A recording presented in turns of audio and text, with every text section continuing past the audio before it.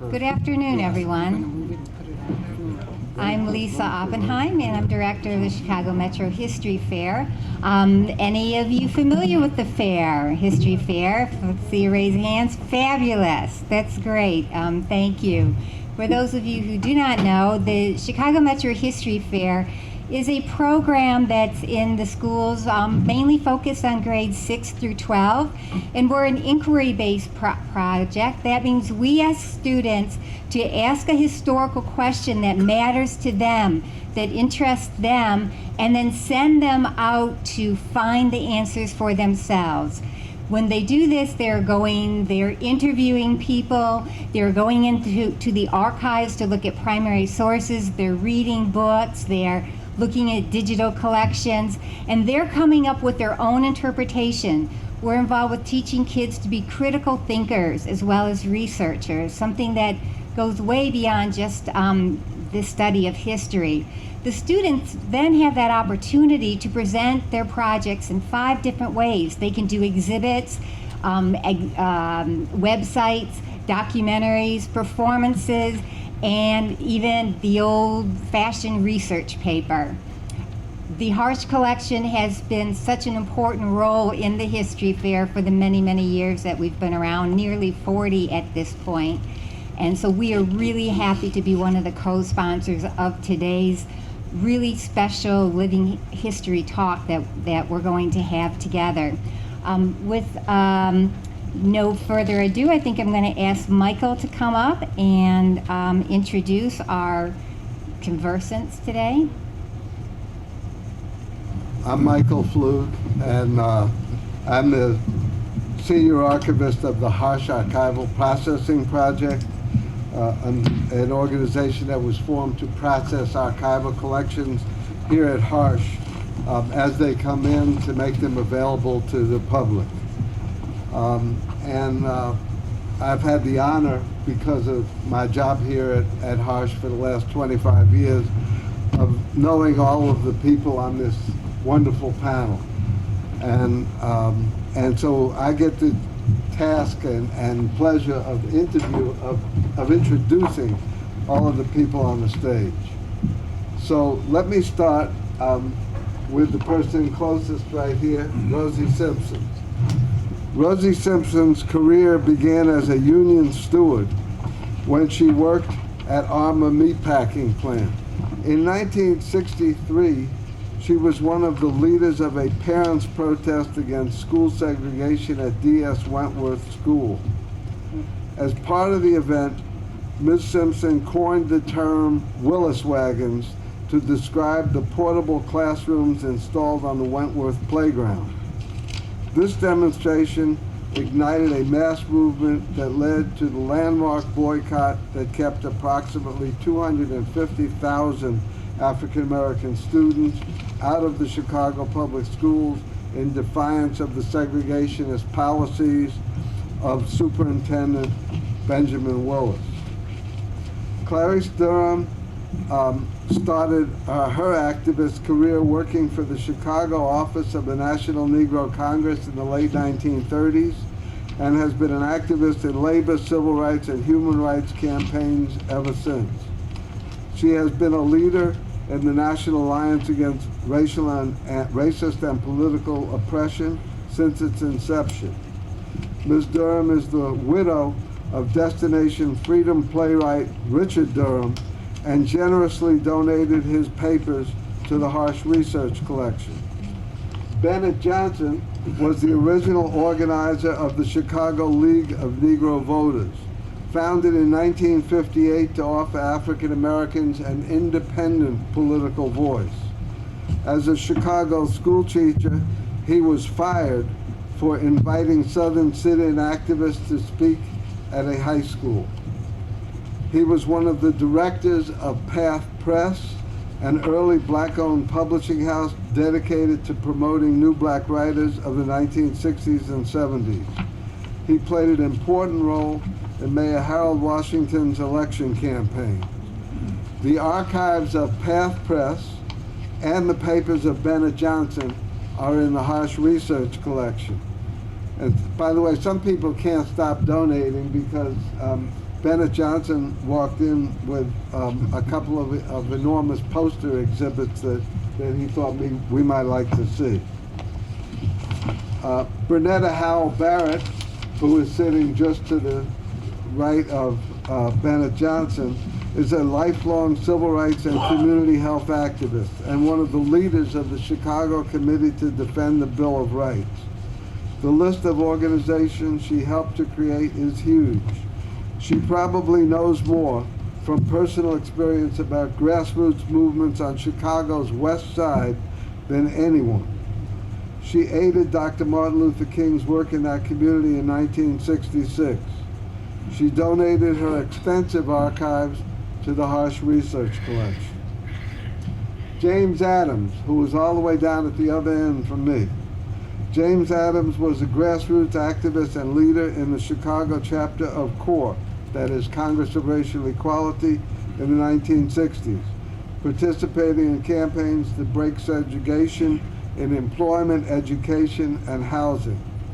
He worked for CORE nationally, including in campaigns in Bogalusa, Louisiana, and in Baltimore, Maryland.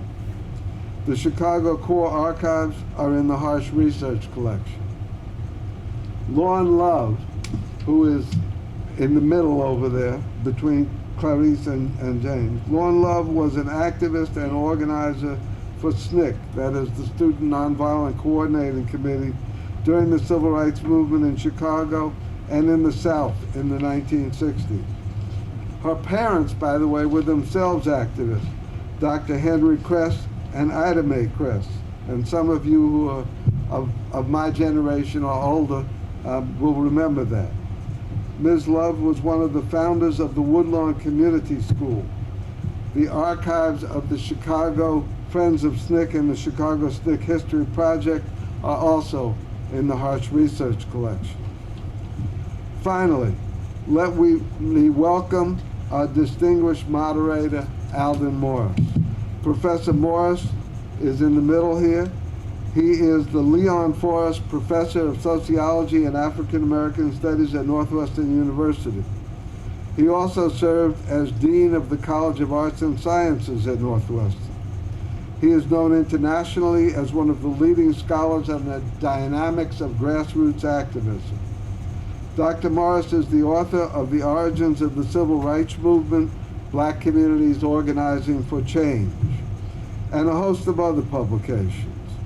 He has a forthcoming book that we're all very excited about, titled The Scholar Denied, W.E.B. Du Bois and the Birth of Modern Sociology. Sure to be a controversial and very eye-opening book. I would add that Professor Morris comes to this subject that he's at here not simply from a point of view of academic study, but he is a well-known and highly respected troublemaker in his own right. And if it were not for Alden Morris and other founding members of the Vivian G. Harsh Society, we don't know what would have happened to this collection. They did a wonderful job in making sure that this collection was kept here, was developed, had a proper facility in which it was housed, and we are forever in their debt. So thank you very much, and I'm going to turn the floor over to Alden Morris right now. Good afternoon. Good afternoon, and thank you, Michael, for the introductions. When I came into the room and I saw this big chair that was different from all of the rest, it reminded me of the kind of big chair they have in the church for the preacher. And I've always wondered why he should have the better chair than anybody else, and so I feel sort of like that today. But the main thing is that I am so honored to moderate a panel of these important trailblazers that has done so much to generate social change, not only in Chicago, but for the nation. I consider it just a privilege to be among what we should really think of as treasures in our community. And given their long history of activism and struggle and change, let's just give them all a round of applause. And I think that the best way to start this out is for us to go around the table. Given the recent elections, I'm not going to start on my right.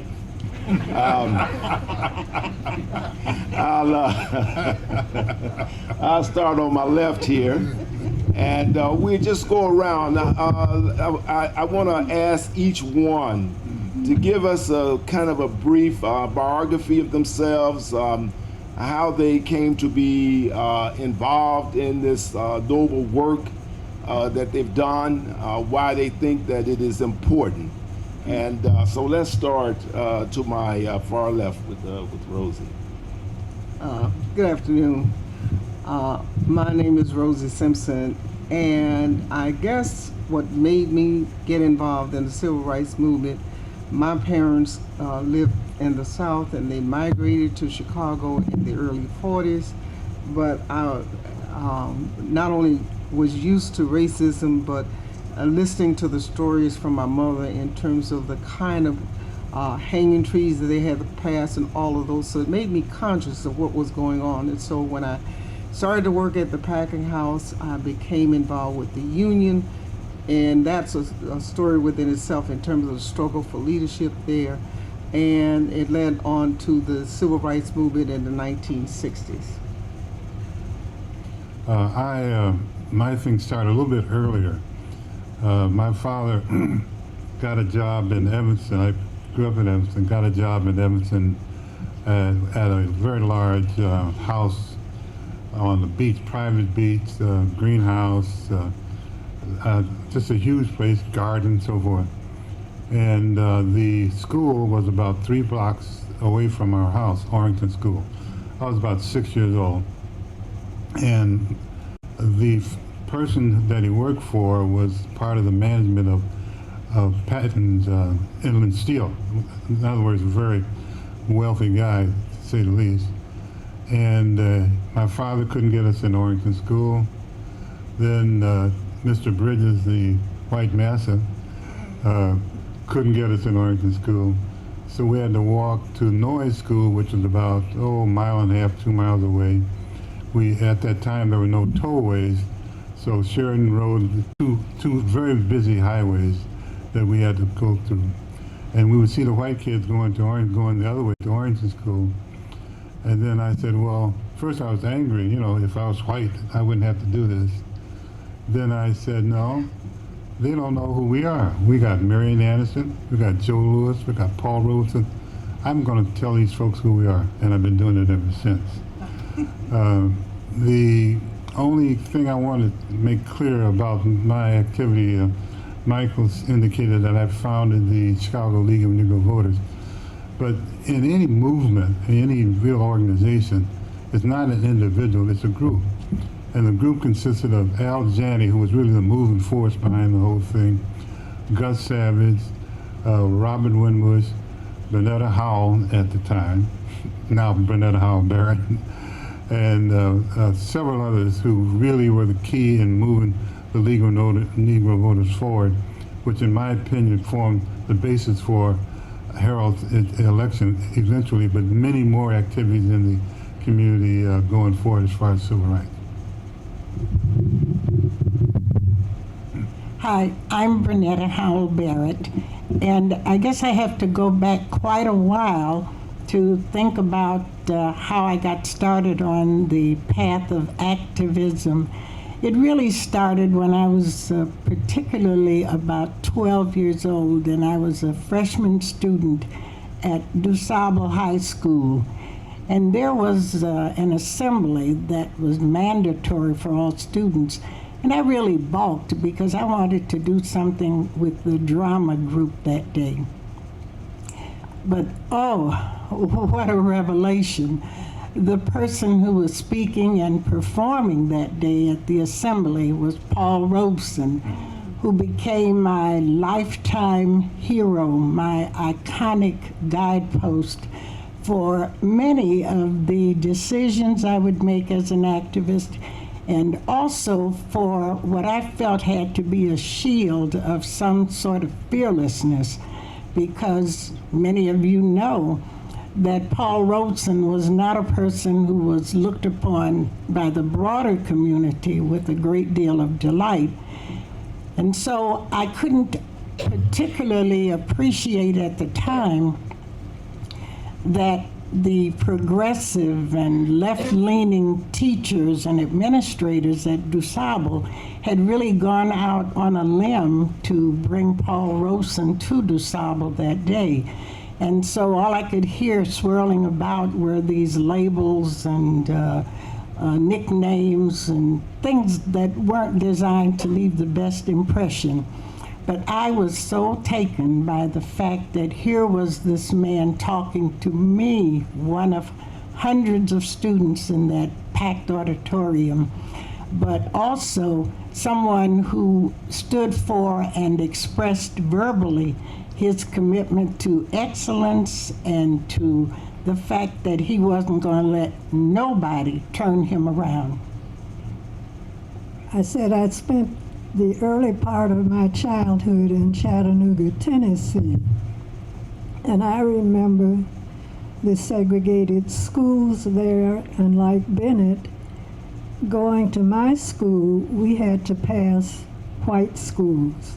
And we could see that the white schools were much better equipped than our schools were. I also recall the importance of voting. My father had paid his poll tax and had a receipt that he had misplaced. And I remember on election day that he was frantically looking for this receipt so that he could cast his vote. And at that time, it probably was for a Republican, because the Democrats in the South were the most anti-black people that you could imagine. When I came to Chicago after my parents died, my older brother was sort of the leader of the family, and he became involved with programs at the Abraham Lincoln Center, which was a settlement house. And the residents there were an integrated group of people. We learned a lot from them, and I was influenced by my brother. He looked at us as little sisters and little brother, but he was a great influence on us. My activism, though, began when I was ending high school in 1937. And that was at the time that I guess it was the last trial of the Scottsboro boys. And I became very interested in that and became involved in passing out flyers and information that summoned people to come and support the movement for their freedom. And I've continued in various capacities, not as a leader, but as a foot soldier. And I think that's important, that everybody has a contribution that they can make. And it's not always leadership, but it's always joining with others to make things better. The first thing I would like to say is I'm sitting here listening to my fellow panelists, and I'm thinking back about 50 years when I met many of them, you know, my God, maybe more than 50 years ago, at the beginning of this certain aspect of the civil rights movement. When I worked with Rosie on the school boycott, and Bennett Neekins and Brunetta, we were at that board up in the Sun Times, coming back from the March on Washington when we marched through the downtown loop, being upset about an article that had been written in the Sun-Times calling the March on Washington like a revival, and by one of the Alsop brothers, and we marched through the loop saying, howdy, hi, holy ho, sometimes it's got to go. And Clary, I mean, we all have other connections, and I am just really honored to be on this panel with people who have struggled and worked. I have to add a couple of things. I do talk a lot, but I do have to add a couple of things that Michael doesn't know about me in terms of my biography.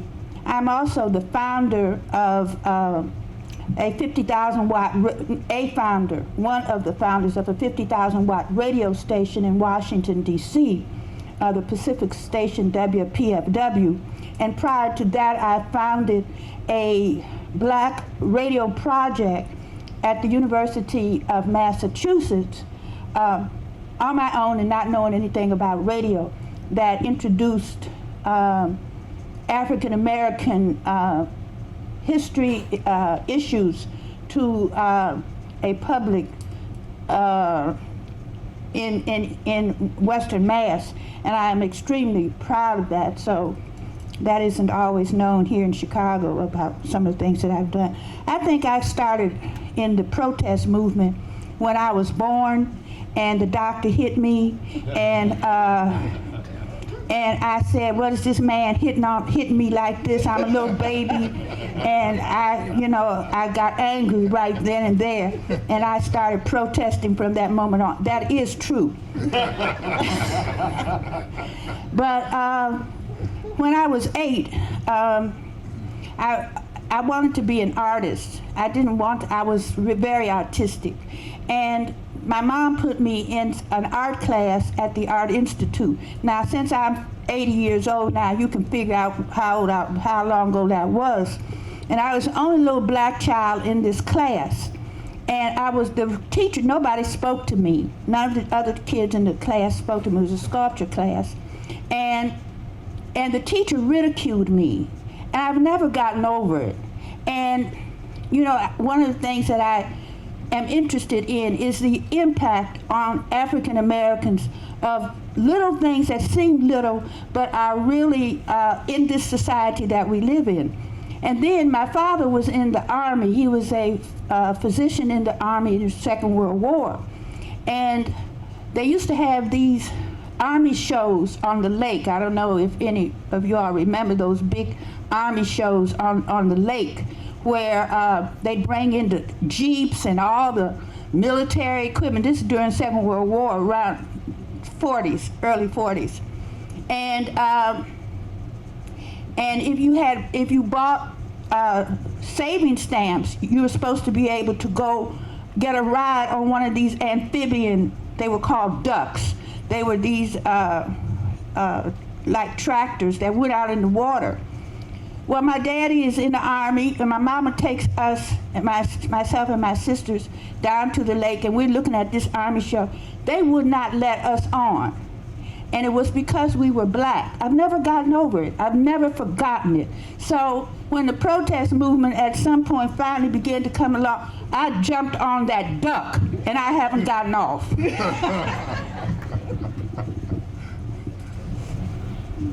I want to give this to Alden. There was a tune by Pete Seeger where the lyrics were, the one on the right is on the left, and the one on the left is on the right, and the guy in the middle burned his driver's license. I don't know if you remember that. That's just because you didn't want to start on my side of the room. There were basically three events that happened that got me involved in the civil rights movement. One was the fact that as a young man, I arrived at my grandfather's house and found it populated with half the black population of Chicago. It was on 40th and State Street.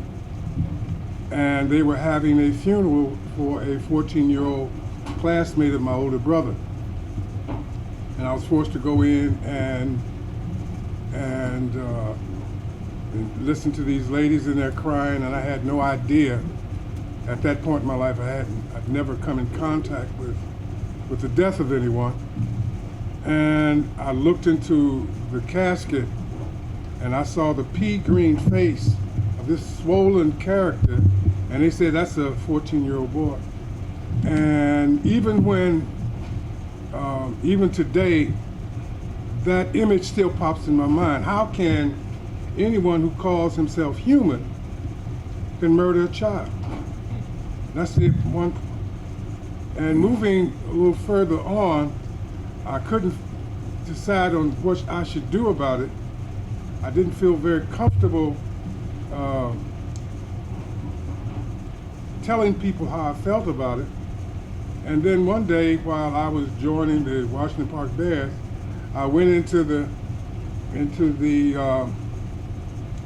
Park Field House there, and I saw for the first time in my life somebody who was an attorney who did not look like Perry Mason.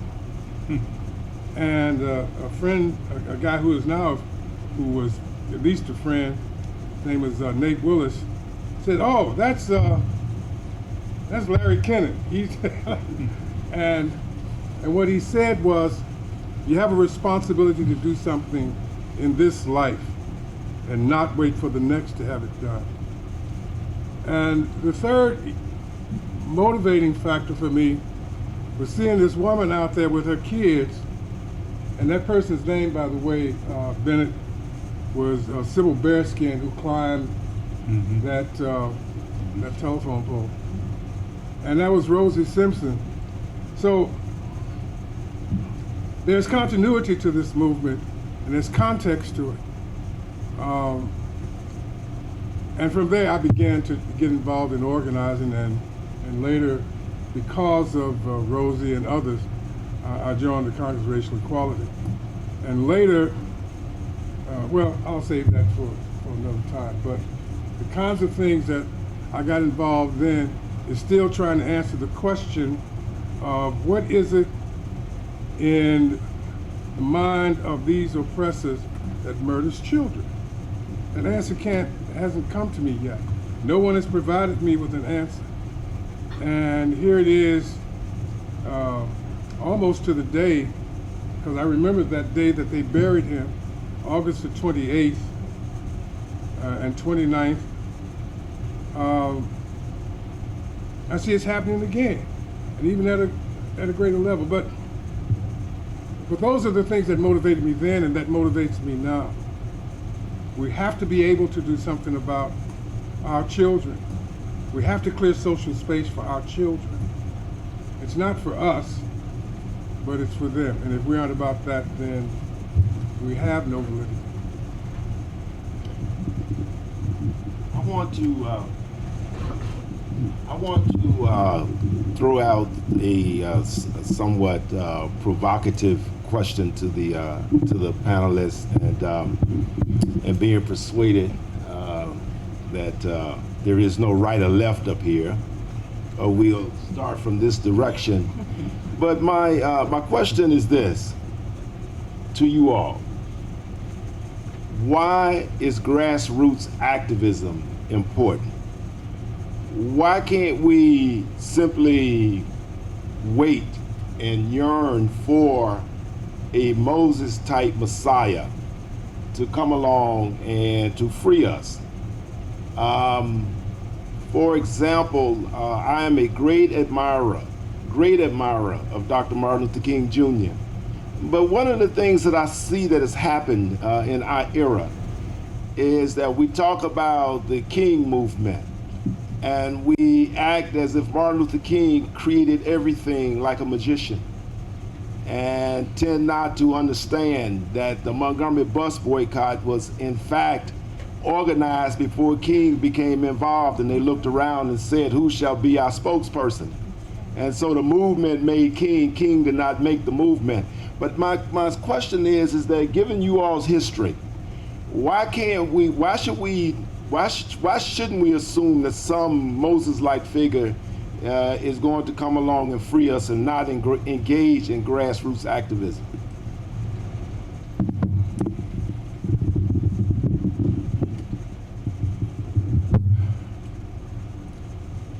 Eugene Debs was arrested and he was taken to jail, and this is during the Pullman strike. And when he got out, newspapers and reporters walked up to him and said, and this was after they had, I forgot the general's name who called out the troops on him, on those strikers. And anyway, the newspaper people came up on him and asked him, why don't you go out there and stop your people from striking? Because they're getting beat up, they're getting put in jail, some are going to die. And what he said was, do not call me the leader of my people. Because if I can lead them to their freedom, someone else can come along later and lead them back into slavery. And so if we want to have a society where people have the right to determine their own life and liberty, they're ultimately going to have to do it themselves in collection with those who share the same values. And that's really all. If we wait for someone to lead us, then someone's going to lead us back. And that's my perspective.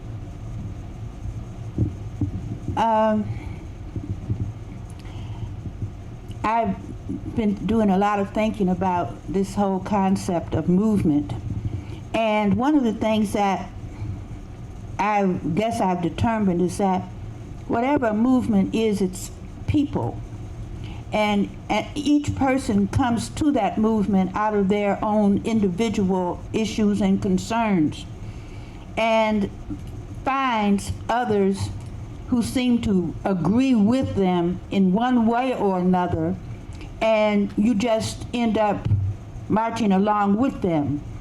So a movement is really nothing other than a group of people who have issues and concerns that they then kind of bind themselves with. In other words, out of my own personal issues and concerns coming through the 40s and the 30s, 40s, and 50s, I just happened to run into Rosie and Ben and Brunetta and Clarice and later James. They came also out of their issues and concerns, and we joined ranks in one way or another. And so that is what a movement is. It's a group of people.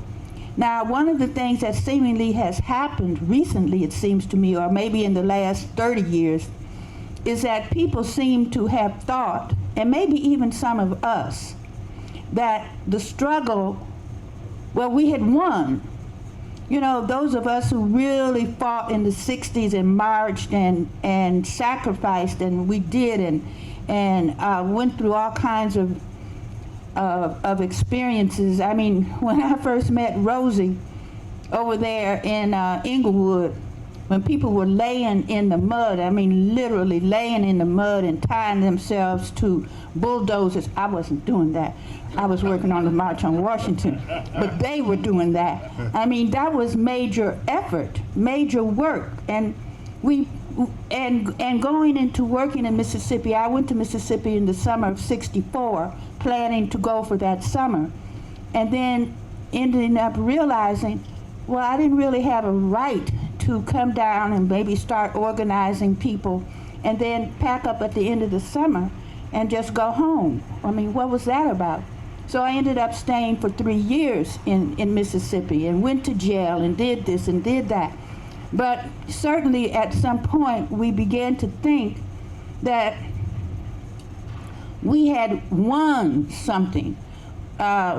We had made the white people let us drink out of their water fountains and let us sit on their toilet stools and drink some coffee at their lunch counters. Surely we thought that we were getting free. And now we find ourselves needing to restart or rekindle this movement, because we sure ain't free yet. So we're looking now for some more comrades to join rank so that we continue this movement, each one of us bringing our own issues and our own concerns to this struggle. You have to know what's going on in your communities. You have to be concerned about not only yourself, but how things affect your neighbors, your fellow men. One of the things that I have regretted is that civics as a course has been taken out of the public schools. But that gave people a knowledge of what their power could do. And that is so important. You know, it gives you a feeling that you can affect things that go on and you know how to go about it. So I think the movement comes from this kind of understanding. There were some things that I've thought about, and it boils down to lyrics in some songs that have been popular. And one was Marvin Gaye's "What's Going On?" You have to know what's going on. And then Sam Cooke's remarks that change is going to come. But how is change going to come unless you get involved in making that change? And then in Louis Armstrong's lyrics that say, when this happens, we can all say, what a wonderful world.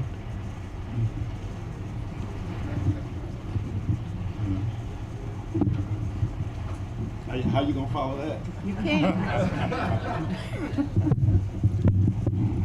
I really can't, except I certainly can agree that there's been a tremendous void for too many years now since civics as a course, as an integral part of curriculum at the high school level has not been available.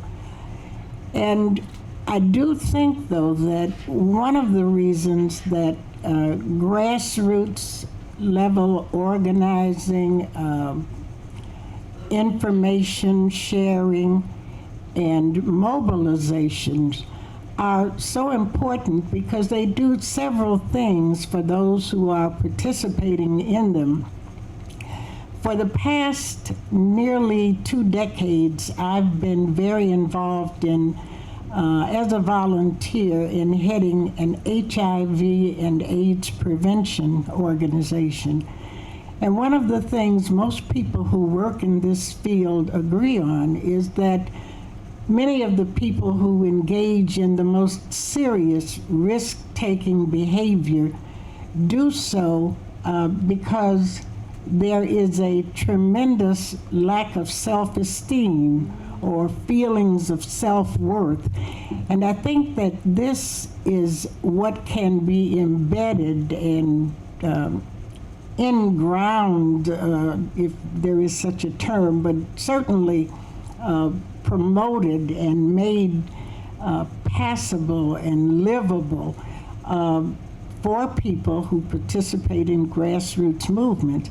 So it's not just that they can do, the participants can develop long-standing and worthwhile senses of self-esteem, but self-love, competence, and boldness and fearlessness in some areas that will make them take on challenges that could seem to be unworthy, unwinnable, and not even worth trying. So I believe if we look to self-esteem, look to competence, look to the fact that every battle may not be won at the level that it is originally perceived to be won when the battlers, the warriors get started. But there's very little I can say about why people should not engage in battle when they feel oppressed.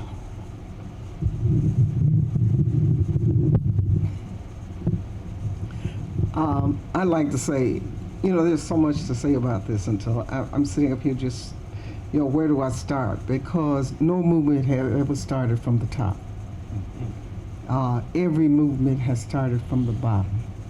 You may not recognize that because when you choose a leader and the press got some way of making that person the person in their movement, and that's what happened to Dr. King. But if you look at how the organizations started, they started with parents, they started with students, they started from the grassroots up. And change only come about when people get angry enough to do something about their situation. And the unfortunate part that I see now is that we've been so beaten down and don't feel that there's any hope. And we have to look at what has happened to us in terms of the struggle. Even when we had grassroots leadership, there was no development of that leadership. And when it was, the powers that be came along and siphoned it off by offering them a few dollars, the war on poverty, and all of those things, and we were not conscious of what was happening to us. And I know right now people are saying, where do we go? What do we do? No, picketing does not have the effect that it had before. A lot of things that we did is not the way to go. But there's ways that you need to think about, the political arena, things that that we have to do from the grassroots level to make sure that change come about. The struggle is always going to be, because we have never been free. When they say they freed the slave, they did not put them in chains, but they was never freed. Anytime you free a bunch of people who don't have any education, don't have any experience but working in cotton fields and that kind of stuff, and then they say, where do we go? And then you set up the sharecropping and all that, that's not freedom. And I think that we have to begin to analyze. We have to become analytical, wherever we are, to what is happening with us and what's going on. We have to get rid of that slavery mentality which keeps us bind. Tied down, and know that we can't wait for the Messiah, and Jesus is coming back. But right now we need to do something about what is going on with us, and we're sitting waiting till Messiah come. We need to say, I'm angry enough about this situation, and I want to do a part, and to begin to talk to their neighbor. We are connected, no matter where we are. We are connected to one another. And whatever happens to me, is going somewhere down the line is going to affect you. The question was the difference between a movement and the people, I think it was. But here's my response. One, an organization has a structure, has rules, has certain limitations that the people within that organization function. A movement has no structure. The leadership comes out of the ranks of the movement, and it moves in so many different ways. If you talk to in fact, all of us here, if you talk to each one of us what we think the movement was, it's like blind people touching an elephant. We all have a different perspective, different basically toward the same objective now, but different perspective of what actually it was and what made it work.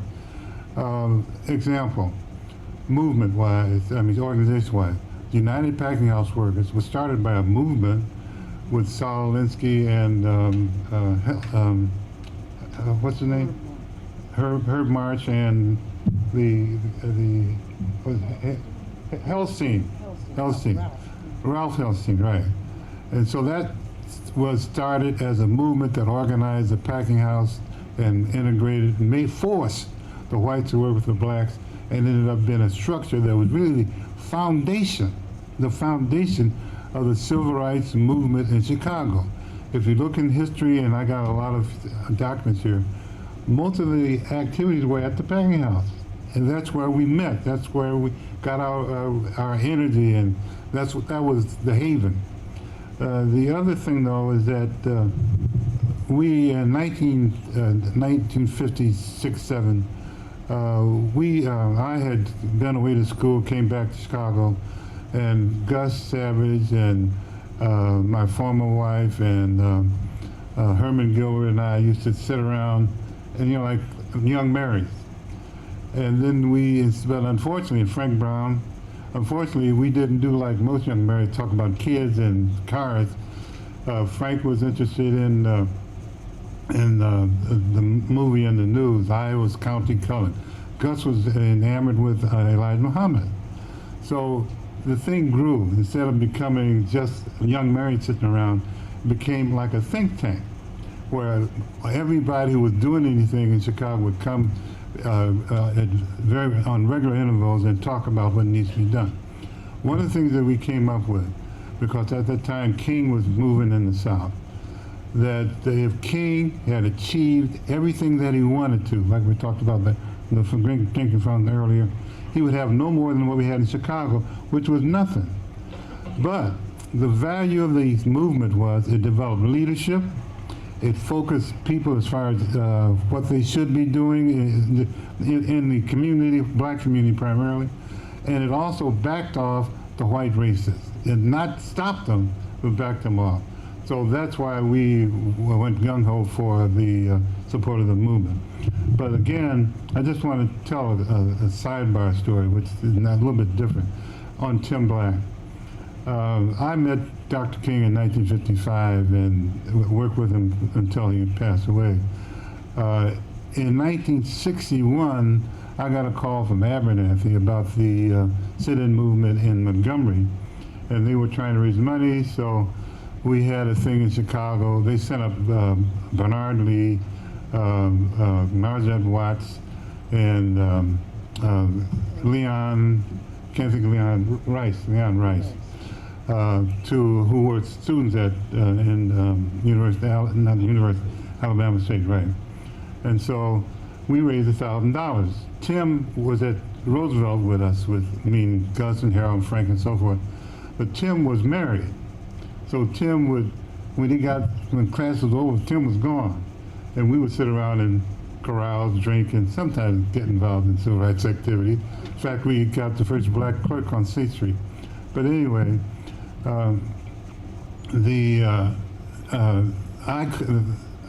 Tim was so excited about hearing these kids talk, he wanted one of them to come to Farragut High School. We both were at Farragut on the faculty. And so we got one of the guys to come, and I taught English, so it wasn't appropriate, but Tim was teaching history. So the guy, at the time Farragut was about 20% black, the rest Slavic and so forth, Eastern European. And so around 1 o'clock in the afternoon, I get a call from the principal saying, come to the office. So go to the office, and there's Tim Black and another guy, Leander Jones, who had the guy in his classroom. And McBride, the principal, was angry about telling white kids who were in the neighborhood that they should get involved. But the odd part about it, he was narcoleptic. So he would be raising sand, and all of a sudden he'd fall asleep. But he stayed awake long enough to make sure that I didn't teach anymore in the school system. But that guy, Bernard Lee, became King's right. Gus and I took him down to Raleigh, North Carolina, when they organized SNCC, and Bernard became King's right-hand man. So that's irony in the thing. That's a sidebar on Tim Black. Are you optimistic or pessimistic when you look around now? Do you think that the younger generation is prepared to make the kind of sacrifices, engage in the kind of analytic activities you know is necessary? I mean, so the question is sort of like, how do you feel about the future? Do you think that we're going to move forward? Do you think we're going to stay where we are, go backwards, or whatever? And I've asked this question in part because I've been following what's going on in Ferguson. I think one of the problems now that those young people are angry, and that's what it takes to get a movement started, because what we're faced with in many situations is that many of the young people don't know what happened in the struggle. They think that they were able to go downtown and restaurants and all. They don't even know anything about the movement. So that this was an individual situation that affected young blacks in Ferguson, so that they got angry, and all of them saw that themselves, you know. And I think that many times when you see a movement, it is because of my self-interest, you know. A lot of young people here in Chicago, they really don't know anything about the movement. And they don't even know anything. They have not seen. When you look at what's going on here, and I can only speak about Chicago, what happened to them, and this is, I'm sorry I got into this because it's going to take so long to, you know, many of our young people have not seen anything positive in their community, in their lives. They've never seen parents go to work. They've never seen, you know, many of them have never been out of their community. There is, and so that there's a lack of understanding as to what's going on. And so I have hope, though. I have hope that they're going to begin to get so angry about what's going on that they're going to begin to say, what is it we can do? And those of us who are still alive may be able to help them and to teach them. That is one of the reasons why we have ANCOVIA. That's the reason why we archive the history of what the struggle that went on before, because we do need our young people to understand what it is, the sacrifices they have to make and the things that they have to do in order to. And there is still hope.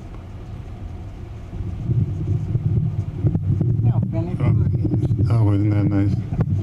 Age before beauty, is that it? I was a physics and chemistry major before I became an English major. And one of the things that you learn is about infinity. That if you, those of you who know what I'm talking about, if you draw a graph of infinity, you only approach infinity, you never reach it. You approach it, you don't reach it. And so I think that's what's happened in the civil rights, and strike that, in the relationship between whites and blacks. We've had progress, there's improvement, but there's a residual racism that's always going to be there, primarily because human beings are birds of a feather flock together kind of things. We group according to what's safe and comfortable for us. And that's one of the reasons that it's going to be a problem, strike that, a gap between true integration, true brotherhood for universally, and as far as certain individual things. The other thing, though, that works in our favor is globalization. In other words, the world as we see it today through the internet and through television, etc., is totally different than what was going on 50, 60 years ago. Africa was a strange place to us, a romantic place. Now, Africans are not only in our community, but we can call, we can look on the internet and so forth. And the same thing is true as far as India and China, as far as the growth of people of color all over the world. And as some of you are aware, that they predict that the population in this country will become predominantly colored, meaning black and brown and yellow, Native American, rather than white.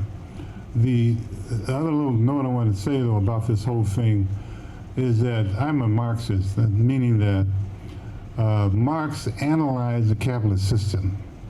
People say he was a communist, but he really was an analytical person who analyzed the capitalist system, indicating what its weaknesses are. Capitalism, as we all know, is the order of the day throughout the world. Throughout the world. So that means that there's, and again, if we look at the structure of corporations, it's really a democratic structure. People own shares and vote. Obviously, it's manipulated like anything else. But my point being this, that I look for economics to be the solution of some of the racial problems in this country.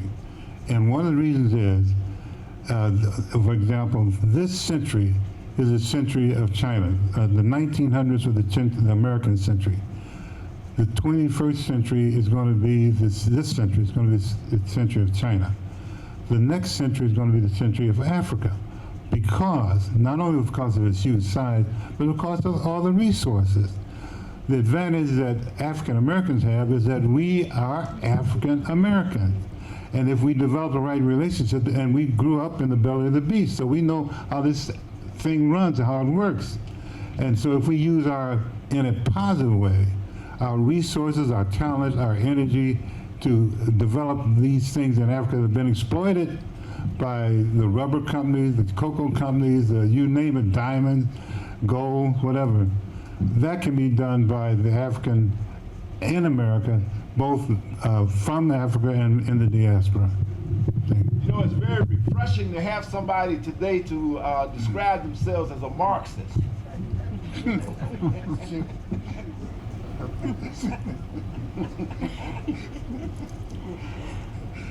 Well, to get back to your question, I do feel that there are some things worth feeling positive and optimistic about.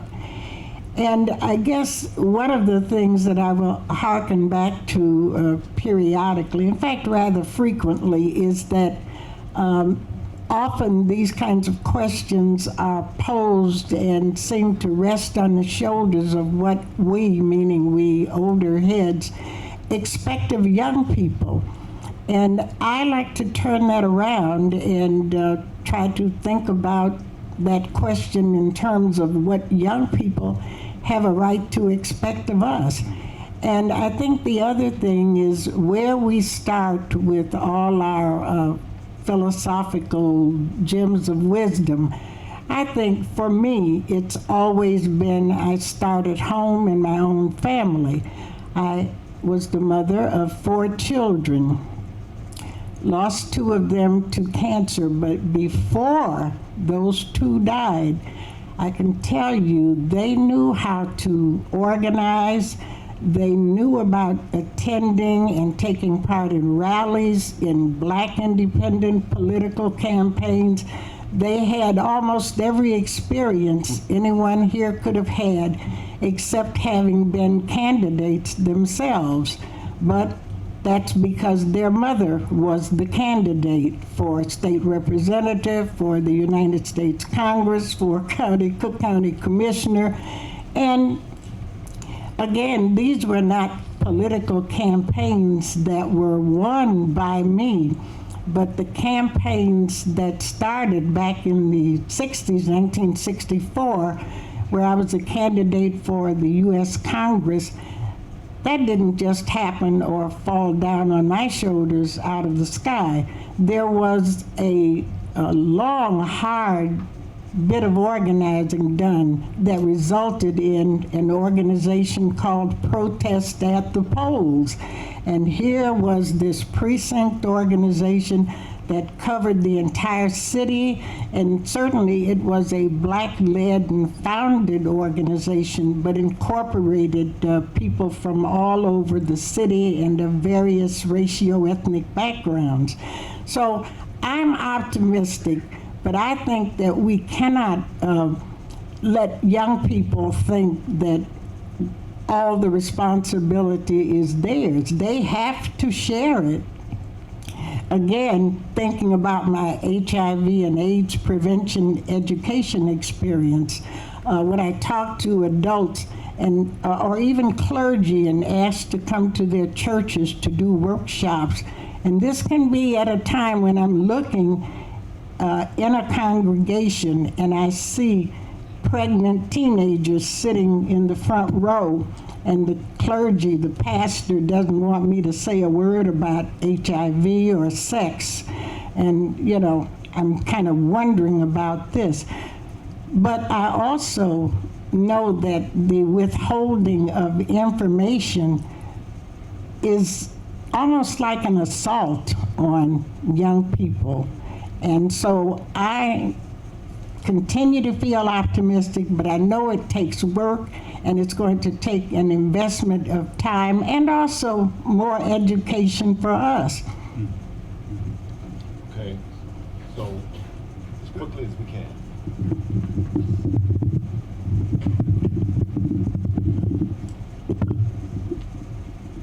Well, I must admit that I don't know everything that's going on with young people now. I have heard of groups, one called Recharge Genocide. I'm not sure what their mission is, but the fact that they've taken that term is important. I understand that many of them did not know the origin of that term, and so we have a responsibility to teach. The other thing is that there's a group, I believe, in Woodlawn that has been working around issues around the hospital, the emergency provisions of the hospital there. So there are various things that are going on that maybe we are not aware of. The other thing is that their techniques are going to be different from ours because their technology has taken over. And so we hear a lot about social media and how that brings people together. But I think we have a responsibility to know what's happening with young people and where we can to share our experiences and our information. I want to agree with Brunetta in terms of her concern about how we see ourselves and the whole concept of self-esteem. I think that African Americans need to go back, we need to go back to the drawing board and to understand, I think, more substantively what happened to us on the slave ship. Because I think that of all the people in this country, we're the only group of people who did not come here on our own purpose. Everybody else in this country is our descendants, if they are not themselves immigrants. And that's including the Mexicans or whoever who are at the border right now coming here. And I think that we need to understand more about how the mind works, what purpose means, which we have not substantively dealt with. In other words, everybody else in this country is here on a purpose. They came here and everybody says the same thing. My grandfather or I or whoever came here for the reason to do better in this country than they were doing where they came from. And we're the only group of people who did not come here like that. And I think that that concept and that idea has passed down generationally. So I think that in a certain kind of way, we're getting worse off than we were in the 60s. We, as African American people, we've got more people in jail, more men in jail, more broken families, more people on drugs, et cetera, et cetera, et cetera. So we need to look at our situation, and we need young people to do that, but we need older people who have the history. But we have to reconsider why, what's going on that's different. Why is it that when we had such belief in the 60s and 70s, and now we are killing each other? And there's a reason for that. There's a reason,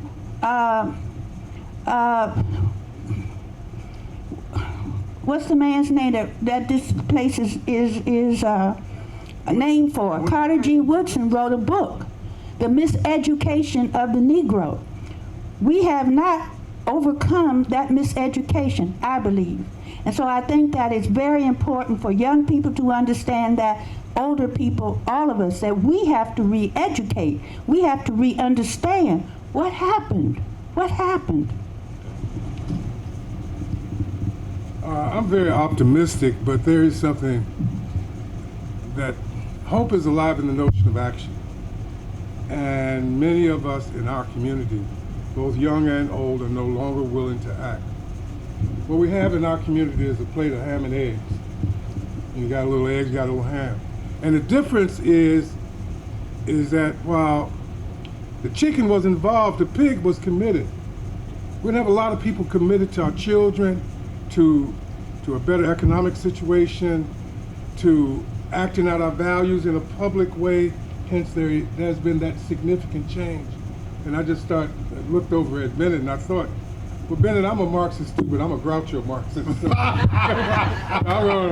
I'm just a grouch. But the critical part of this is that we no longer have those places in our community. We don't demand those spaces in our community where our children, like I did when I was young, could go and listen to older people discuss the issues. I mean, there was on 53rd Street, Washington Park Forum, where I couldn't get engaged in the conversation. I wasn't bright enough, but I could hear what was being discussed, and it made me aware that what I had to do was to begin to study more, to learn more. Because in my mind, communication is the single most important element to create harmony in our universe. We have to not only be able to talk about it, we have to be able to listen. And on that basis, I'm realizing that where can we meet now? There is no more Washington Park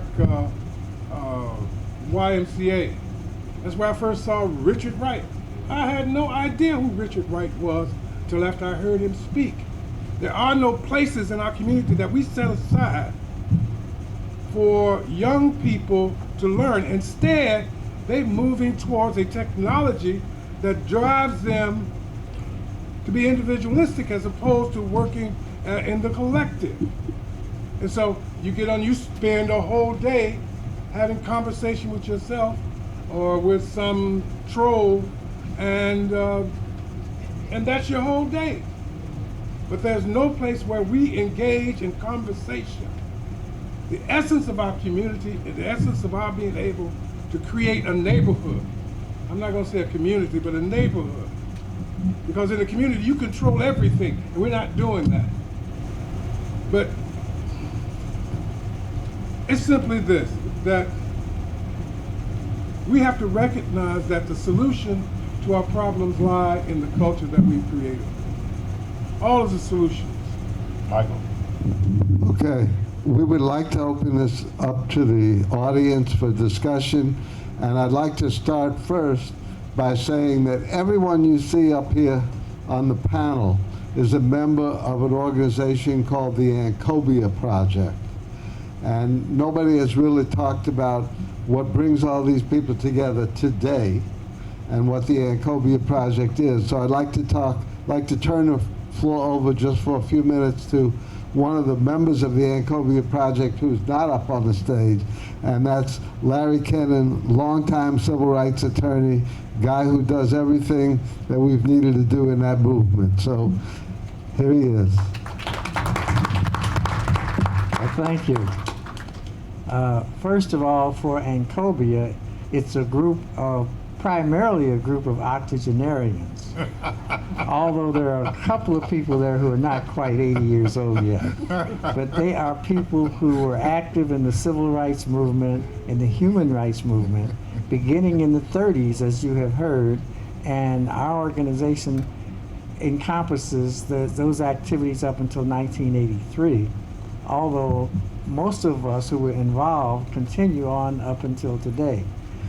My own experience was when I was 13 years old, I was coming out of the White Sox Park as a patrol boy who was given, in those days, the patrol boys had a free day at the Sox Park, and that was in the old Sox Park, which ended up on 33rd Street. It was on the south side of where it is now. I was about 13 as a senior in high school and grammar school. This group came out and they said, "Look at the nigger." And so they all came toward me to attack me, and we were all running out, and I was caught and I was beaten. But there were so many of them kicking and beating that I could scoop out from underneath, and I ran on out, and that was my first true experience. When I was 16 years old, I was working in the summer, and I encountered another person who, it was a factory. There was another person who became a kind of a mentor for me named Al Janney, who you have heard mentioned up here. And he was one of the union organizers. And I listened to him. He reminded me of Paul Robeson. He was kind of portly at the time, had a big booming voice, and a very brilliant guy. So these people know who he is. And I was amazed at 16 to see this guy. My father had taught us, my father was from Mississippi, had taught us about the racism in the South. He was aware of the lynchings and so forth. So we were very well endowed with information about what our history was. But I hadn't had an in-person activity. So when I would listen to him, he blew my mind. And he took me out to the Maxwell Street Y, which was a Newberry, Maxwell Street. Anyway, they were giving out posters and flyers there, and there's a group of young men who were young black men who were all so brilliant. They were talking about philosophy of governing and Marxism and communism as well as capitalism, and it was just all new to me, so I was very much enthusiastic about it. And later on, after I got out of high school and went on through college, I never could forget that. I became a lawyer for the purpose of having a person who was aware of what the law was about and what answers we needed to find solutions to the many problems, because most of the time the blacks were not as well educated and were always seeking to find reasons or how could we overcome. So my role then became working with the young people and the older people who were the civil rights people. With the Ancobia is its goal and its mission is to record the original source material of the people who were actually involved in the civil rights movement, and we are taking videos of those persons who were a part of it. Each of us is having a video taken of us to explain how we got into the movement, what we did as a guideline for the younger people. I just want briefly to say that I too am enthusiastic about the possibility of our getting back into the swing of things. There's a book called The Revolt of the Spirit by Reverend Heisel Taylor, who talks about we've got to have the spirit in order to really be into the movement. My parents who had the spirit, my generation has the spirit, and that's what drove us. These kids in Ferguson have the spirit because they've had actual in-person action and response to an action against them. And I think that that spirit will continue to grow only if we as the adults and the older people join them. I think we all ought to be down in Ferguson. And I say this with the risk of upsetting some people, perhaps. When we have now a real movement, and I consider that what has happened down in Ferguson as a rebellion more than a protest. You are supposed to take only so much. And of course, our Declaration of Independence say that when you have tyranny involving us, then we have the obligation to rebel. I think these young people are rebelling. We need to rebel with them. And sometimes our elite are called in to tell our people, calm down, don't be excited. We have reached a point where, I don't know how much you know about it, there is an epidemic of white policemen killing unarmed black men throughout the country. And that is escalating on. And if we don't do something about showing how outraged we are, then that may continue. So my purpose is in showing to the public in general that we will not take more of this kind of outrageous actions against us. Thank you. Thank you, Larry. We're going to open the floor to everybody now for questions and comments. Thank you, and thanks to the panel too for being so inspiring and informative to everyone, but to younger folks in the audience. Mr. Kennan touched briefly on Ferguson at the end, and I wanted to ask the panel how you see the issue of police brutality today as compared to more in the heyday of your activism and civil rights. And an idea to just put in your head too is, if you feel brutality is as persistent as it was, is the fact that there are many more African American and minority officers than when, you know, the images of the Hampton raid, et cetera, are out there. When I was in California, I was working as a probation counselor at what they call a probation forestry camp for kids between 16 to 21. And would get there on a Friday at 6 o'clock in the morning, leave on a Monday about the same time, and I had been president of the UCLA chapter of NAACP, and I had a close friend who was a lawyer, Herb Simmons. They called him the Clarence Darrow Central Avenue. And so he had a very attractive niece who was a secretary, so I would hang out in his office. I mean, obviously not for the niece trying to learn something about law, but he asked me to investigate police misconduct in Watts. And the example he came up with, the guy who was in a bar and had been arrested for being drunk. And of course that was kind of, I was a little bit hesitant, but before I could get involved, the guy was dismissed, the case was dismissed. So I decided to go out to his primarily 2 bars, and I went out to the bar to interview people.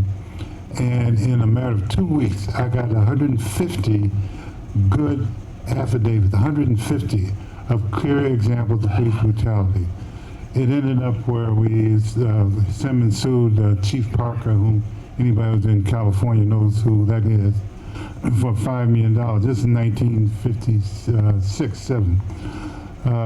But the other thing that I want to say about this is that, and this is what really was the reason I left California, there was the owner of the bar, Mr. Haley, told me that there was a case out in the county. This was Watts, and immediately east of there is the county. And there was like an old army barracks, a housing project. And the woman told me, she was around 26 years old, that she and her husband had been out grocery shopping, and the houses were shotgun houses, like barracks. And they came in the back door, and on the front door, the police were knocking on the door, trying to get in. So they wanted to search the house because someone alleged that someone had stolen the person ran into this house. She said, go get a warrant. So her husband, who had traffic warrants, and in Los Angeles you had traffic warrants, you're in trouble. So he said, I'm going to leave and I'll come back later. So the police came back later with a warrant and searched the house. Again, one of the persons who had been involved there were 3 cops who were constantly involved in this police harassment in Watts. So one of these guys was leading the group searching the house. And there were 2 black detectives, the rest were white. This cop goes upstairs and wakes up the 9-year-old kid and asks him where is his daddy. He said he didn't know.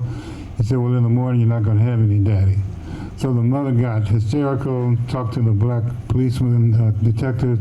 They told her, well, forget about it. This is a purse. This is nothing, alleged allegation. You don't have to worry about anything like that.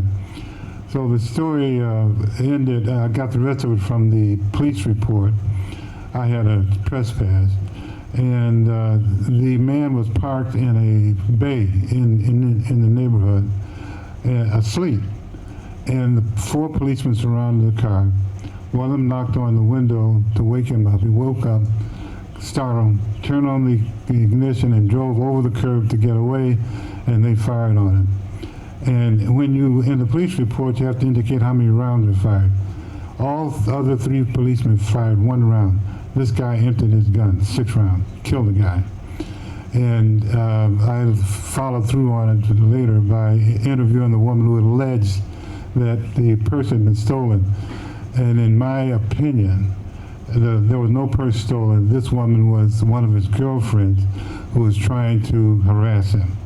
So shortly after that, I decided I had to leave Los Angeles, and I wrote I did a whole lot as far as investigating police procedure, and found out that policemen, black and white, have a certain culture about the so-called blue line, and they also have a pariah complex.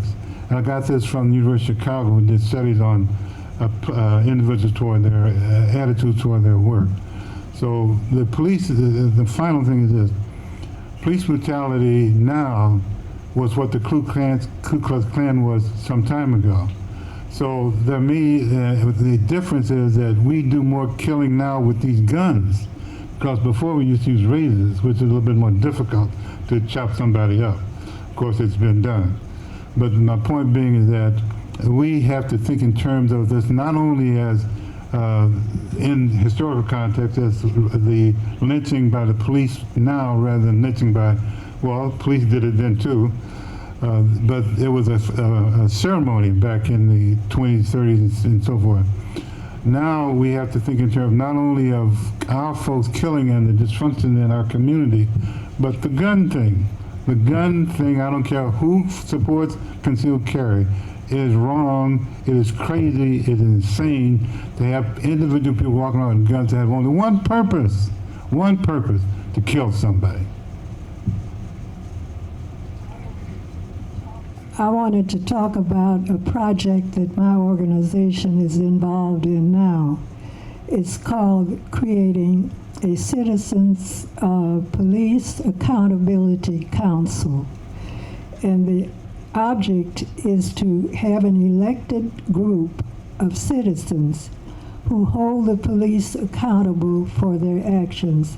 Because what we have found, police brutality goes on daily, and very seldom, I guess almost never, is a policeman held accountable for it. And so we want to see that changed. My organization is the Chicago Alliance Against Racist and Political Repression. And every Saturday, we're on street corners with petitions to be signed, making this demand of the City Council. I think we're all concerned about the police killings, but we are equally concerned that they do not pay for their crimes. I want to speak to that for a minute. I think that we have to realize that as an oppressed people historically, that we've always been policed. That is an important function of maintaining control and authority. So that when I think about Trayvon Martin and others in this period, I do not strongly differentiate it from the lynchings of the 20s and the 30s and the 40s, because the lynchings themselves, then and now, what they are meant to do is to send a message to the majority that if you get out of line, this is what is going to happen. I think it's a mistake to focus on just the police. The question is that what kind of system do we have that tells the police that it's fine to do this, and then what we see is a Zimmerman and so forth getting off for doing this. So I think we have to look at the historical role of police brutality. When you go back and you look at the urban rebellions of the 1960s, the overwhelming majority of them were started having to do with some act of police brutality within the community.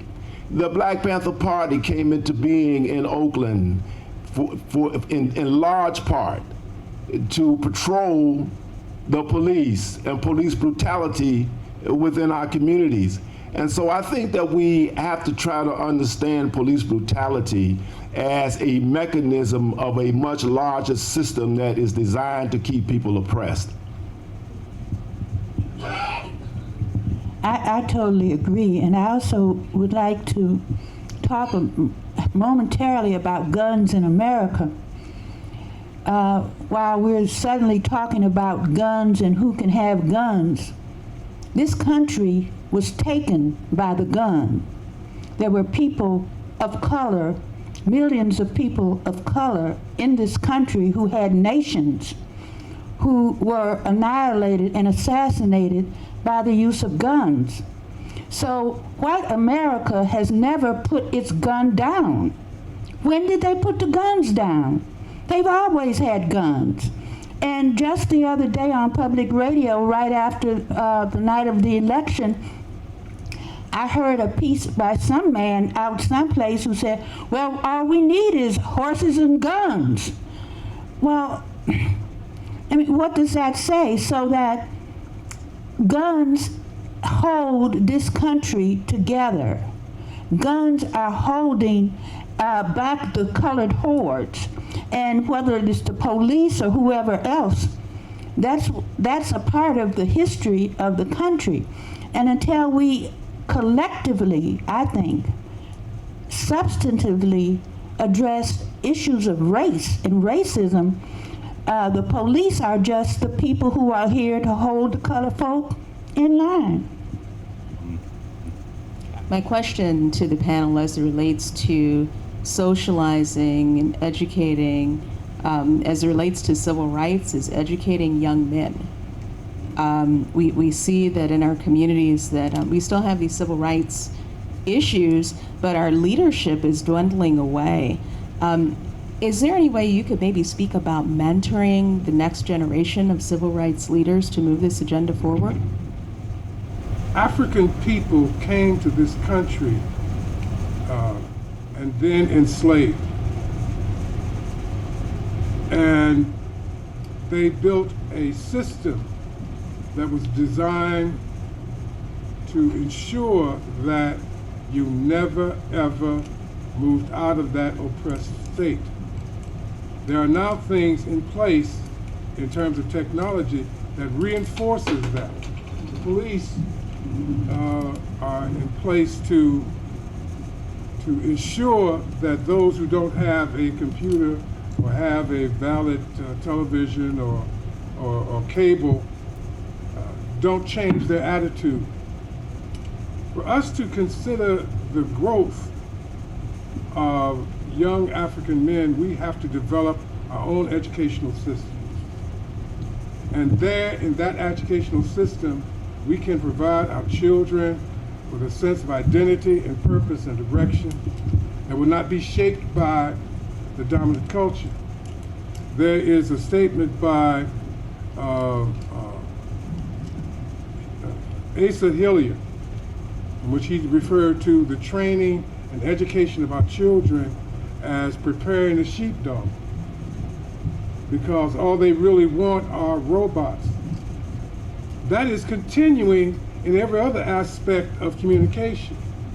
Whether we look at television, whether we look at the quote social media, it's shaping the values of children that are not natural and organic to us. I think that we need to create that kind of an educational process. One of those processes I saw in operation in Uganda was kind of like that, but then it fell prey to the British system, so Europeans are guilty all around. But I think that it's important that what we realize is that this system does not educate us to make changes in or to overthrow the process that keeps us in control. One last question. Good afternoon. My name is Jessica, and I just want to ask you all, what are some ways that I can get involved in getting the information that you all have, because I have the spirit to be actively involved with the community. Well, I think one thing you can do is make full and extensive use of the resources that are here at the Carter G. Woodson Regional Library, and particularly the Vivian G. Harsh collection. Someone had indicated previously that some of us have provided papers and documents and other kinds of memorabilia that constitute key parts of collections that have been established in our names or in the names of organizations with which we are affiliated. So you can certainly talk to Beverly Cook, Mike Flug, and anyone here connected with this event today to get a bead on where you might want to start. And I think you can also talk to each of us and find out if we are near you in your neighborhood. But there are many ways for getting started, and I hope that will point you in some kind of direction. And you'll have to tell us a little bit about yourself, what your interests are, where you think your strengths are, and what you'd like to do in the future. Where do you see yourself 5 or 10 years from now?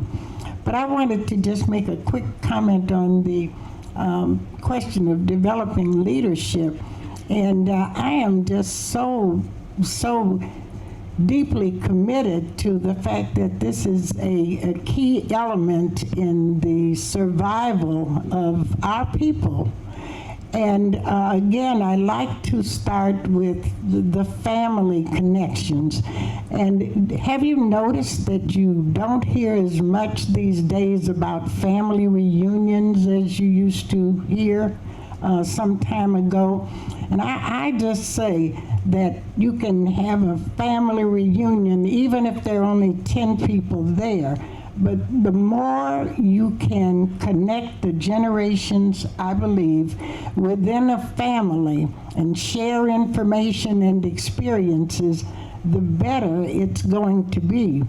Now, it just happens that I'm from a very large family, so sometimes we meet in Colorado, and sometimes when things may be tough to get the organizing done, we'll meet in my daughter's backyard or another cousin's backyard. And even that can have some benefits that are totally unexpected. For example, my oldest daughter, who happened on one occasion to be a medical student, ran into someone with whom she had been working at the Student National Medical Association. And he looked at her and said, "Oh, what are you doing here?" She said, "I'm here for my family's reunion. What are you doing here?" He said, "Well, I'm here for my family's reunion." So these two people found out they were cousins, a little distance apart, but only because they happened to come to the same family reunion. So I would like to see people, like to see us have more family reunions or gatherings that have some kind of informational and educational content. So one thing that happens is when we have our family reunion, I can hear the whispers before I get into the particular room. Uh-oh, here comes Aunt Bernetta with her bag of HIV and AIDS material, with her Black history books and her drawings and door prizes. We have to do all of that and more. And if I can quickly just say something about the police brutality. Some of you are old enough to remember Roberta Flack's hit song, "Killing Me Softly."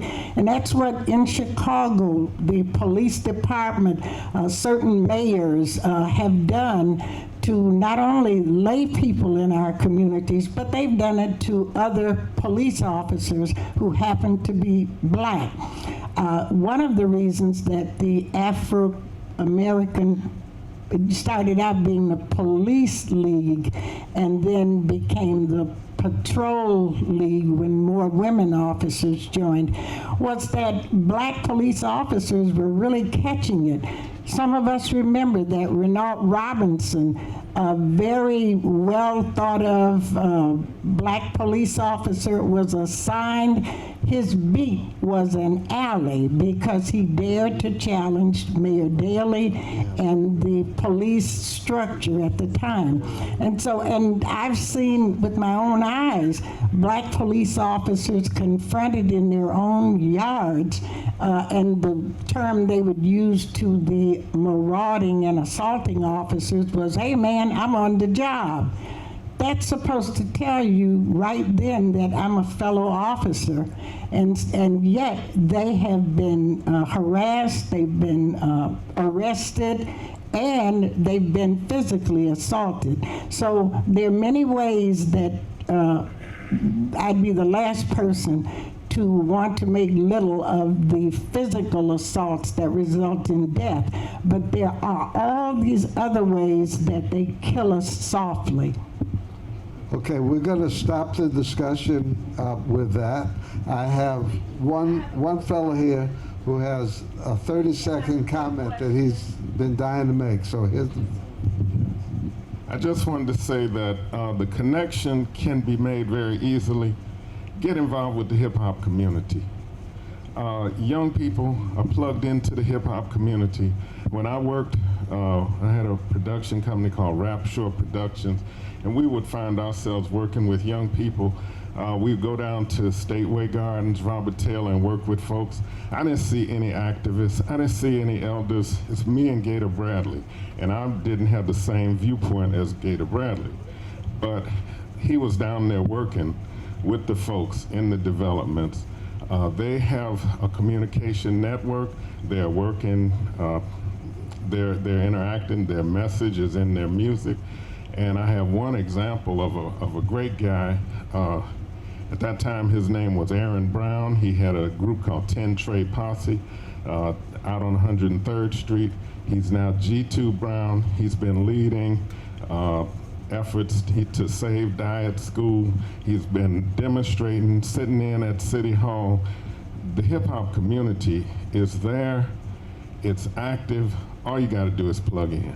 Okay, let me say two things. One, we'd like to invite teachers and students who have come to this program and who are involved, many of them in Metro History Fair, to come and look at the archives of some of the, in fact, all of the people up here.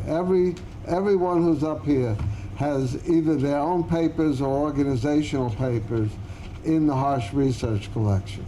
And we'd like to give them a little show and tell and discussion about that immediately after the program. So we have a time frame that we have to stick with.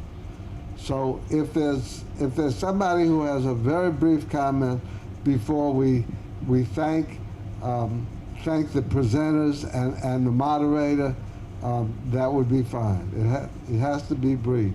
Is that you? I'm happy to turn over if there's time allowed for the woman in the back. But my name is Glenna Owsley. I'm one of the co-chairs of the Vivian Harsh Society. And while we have these educators here and everyone else who's here, I'd like to encourage you to become a member of the Vivian Harsh Society that supports the African American collection here in the library. You can do that by going to our website, vivianharsh.org. Thank you. And this is our 20th anniversary. And this is a great organization. As I mentioned in the beginning, if it were not for the people who founded this organization, including Professor Alden Morris, there wouldn't probably be a collection. So who wanted a very brief comment? There's been. Okay. It was me. It was you. Why is it, I got a big loud voice. Why is it we don't push restitution? There was a lady named Mac Wolf.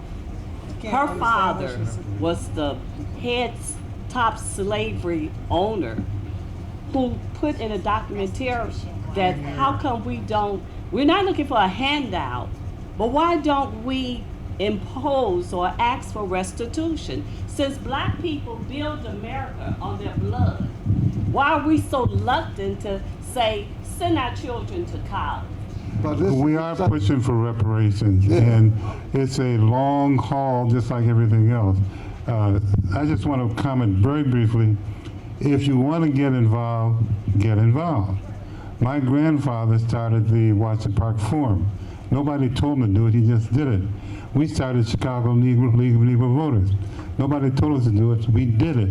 We started protests at the polls. We did it. I organized CORE in Evanston when I was 15 years old. We did it. So I'm saying it's just, if you want to get involved, get involved. Okay, just so you know, we've had several programs on restitution at the Harsh Collection, and we plan to have more in the future. And it's a subject we all need to talk about. So thank you all for coming. Please, everybody, thank the panel and the moderator for their comments. And please, please, do the things that were suggested. Do the kinds of activities, the involvement that the panelists have talked about. Those of us who went through the civil rights movement see it as a very unfinished revolution, maybe even a revolution that has rolled a significant distance backward lately.